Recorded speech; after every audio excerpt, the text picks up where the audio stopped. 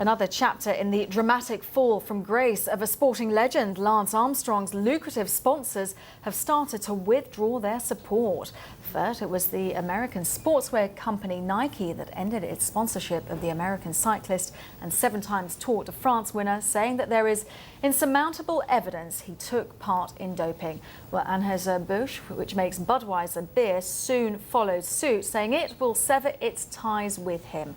It comes after Armstrong announced that he was stepping down as chairman of the cancer-fighting charity that he founded, Livestrong. Well, what does this mean for brand Armstrong? Well, Ian Henderson is Executive Creative Director at the Marketing and Communications Agency AML Group. Thank you very much for speaking to Newsday. Well, how does a company such as Nike, how is it affected when one of their celebrities such as Lance Armstrong and something like this happens? It's a risk for any firm that has celebrity endorsement, effectively, and particularly so when, for a brand like Nike, which is all about sporting excellence, everybody from an armchair athlete like me through to sort of global superstars like Lance Armstrong aspire to the same ideal, and he represents that ideal. And if he's cheating, then that is made a nonsense of. So it's very damaging for a brand that aspires to own the sport.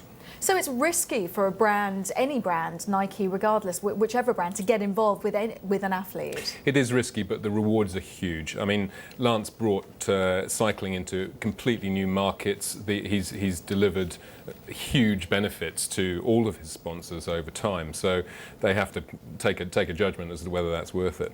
Do you think when the public are watching these events, will they associate Nike with perhaps any misconduct, obviously denied? That's the risk, and I think that they had no choice but to walk away. They've supported other athletes who've fallen from grace in the past, like Tiger Woods, Michael Vick in the States. But the difference here is that Armstrong is at the end of his career, and cynic could argue, but also he's cheated at the sport that he's famous for, and that's the crucial difference.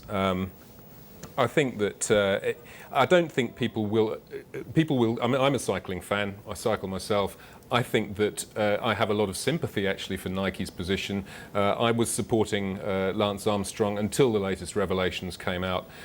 You can't carry on like that, and so I think they've kind of done the right thing, and they still are continuing to support his cancer charity, of course. Well, exactly. What about Nike? Obviously, has lots of money. They can bounce back from this and plough money into advertising, but the cancer charity Livestrong, how is that affected? Well, you know, Lance Armstrong has kind of cheated in the Tour de France, but he's allegedly, but he's also cheated death.